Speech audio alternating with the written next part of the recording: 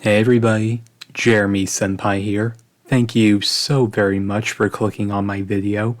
I do so hope that you like what you have to hear.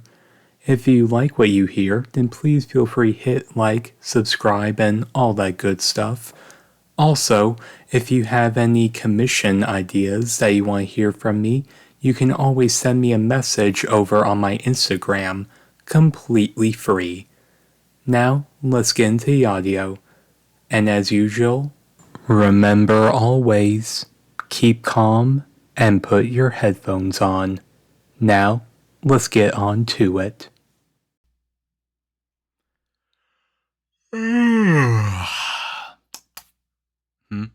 Baby? Honey, where are ya? They're not in bed. Where are they? Sweetie, where? Hey, what are you doing here?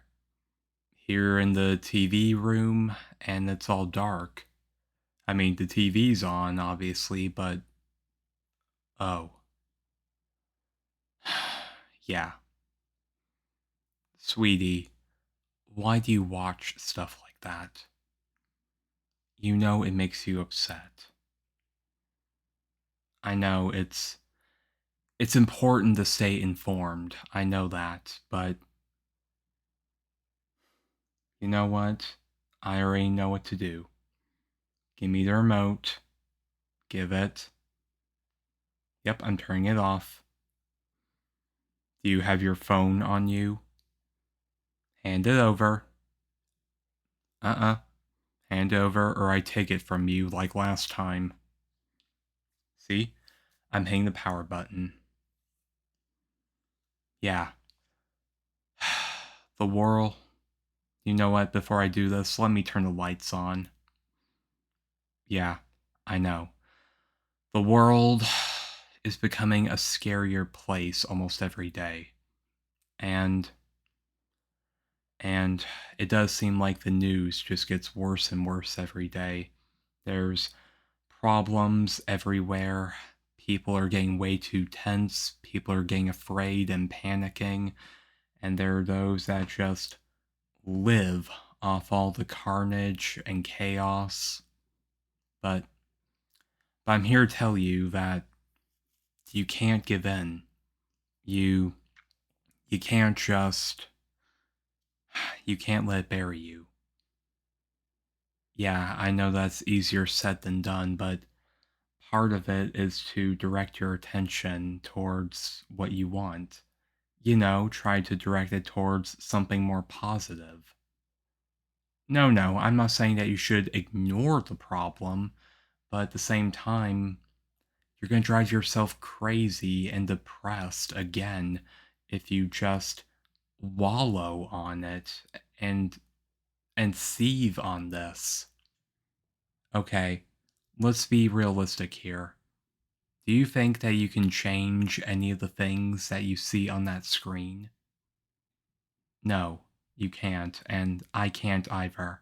Believe me, if I could, I would just snap my fingers and all this would just be over, or better yet, it would be like it never happened at all. But you know what? I can't do that. You know, my grandmother actually had a pretty good saying whenever things got pretty scary. Yeah, whenever she and grandpa would babysit me, and sometimes I would sneak out and see them watching the news and talking about all the scary things that people are doing. Grandma would pick me up and she would tell me, you don't have to change the world. You just have to change the world you live in. Yeah, I know it's a bit cliche, but what is the world that we live in? Well, let's see. There's our home, there's our neighborhood, the street that we live on, there's our school, our grocery store, our offices. Yes, I know. It's happening in another city where people are getting hurt. But please listen. I'm telling you this so you can save yourself. I mean, do you think I don't get angry and upset every time I see things like that? One day I got so angry I almost destroyed my phone. Yeah, I mean, I almost lost my job because I couldn't control my anger. Because I hated seeing good people just living their lives and not hurting anybody, and yet people causing trouble for them. But you know what? I also had to accept the fact that there's nothing I could do. Listen, I think that of course, we should take action when we have to. Like, if you see somebody being hurt on the street, then you should try to do your part to stop it. Whether you stop the people that are hurting the person or friend to call the police, and then actually call the police. The point I'm trying to make here is that's an example of us changing our world. For example, you could just ignore the problem altogether and just move on from there. Do you want to do that? Of course not. But again, that's an example of you changing your world. Because, can I tell you something? This was actually something that happened to me before we met, before we started dating. I was driving home from work one day. I needed to buy a shovel. Yeah, the project manager said that we needed a shovel replacement because an old one got destroyed on the job. Anyway, I went ahead and used my company card to buy the replacement shovel. I was driving home, it was already late at night, and as you know, oh wait, you don't. It was summer by this point and schools were closed. And I had to drive by a grade school in order to get back home, and I see three boys, high school boys, actually beating up a kid that looked to be about 10 years old. I mean, I didn't go looking for this. I could actually hear them screaming at the kid all the way from the street where I was about to turn. And I was beyond angry. They were doing this on school grounds in a public place out in the open. They weren't even trying to be subtle. And you want to know what else popped into my head? Where was anybody? I mean, we have these stupid little smartphones that are taped to our faces, and yet they don't use them when it's necessary.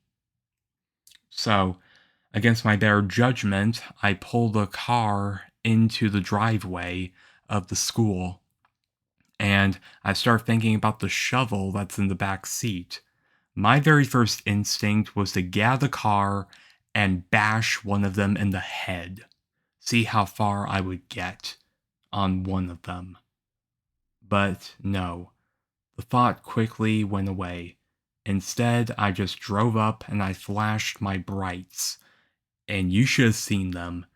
You know the term deer in headlights? Well, that's definitely what they were. They were scared to death. And I remember one of them saying, "Oh shit, it's a cop car!" And the dumbasses actually ran away. And that little kid, his face full of blood, actually cried out thank you before running away. It wasn't until a week later when I found out on the news, ironically, that the boy reported to the police the three boys that beat him up and were even threatening to kill him.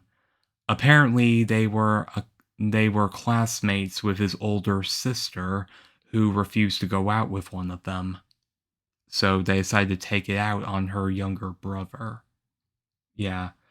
Bottom line, those guys are going to be in jail until they're 30. But that's an example right there of changing the world. Sometimes you don't always need to be the hero. Sometimes you just need to make a difference where you can. And again, sometimes that really is where it's convenient. Don't go looking for trouble, but at the same time, be ready for trouble if it comes your way. I mean, that's kind of the reason why I've got my black belt and why I'm learning another art right now. Well, because I enjoy martial arts, and at the same time, I want to be able to protect myself and the people that I care about.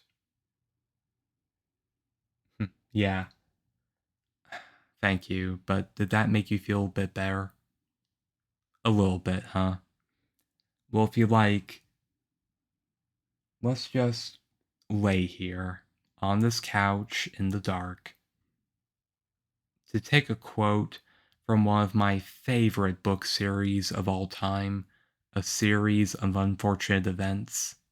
Yeah, I know, ironically. The world is quiet here. See, it's dark, it's quiet, as just you and me in this world that we created for ourselves. Nothing else matters. And you know what? If something does go wrong one day, then we'll handle it. Shit happens, and sometimes you just gotta bucker up and deal with it. Yeah. I love you. Thank you for hearing me out, baby. Now, we don't have to go back to sleep right away. Instead,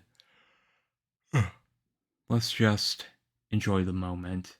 Let's enjoy the silence. And don't worry, everything's gonna be alright. Nothing lasts forever, not even our troubles. Trust me, I've been there. Love you so much, darling. Now let's just enjoy ourselves. Tomorrow's the weekend, and we're both off. We can spend it however you like. Hm. You want to do some cuddling until the afternoon, huh? Alright, alright.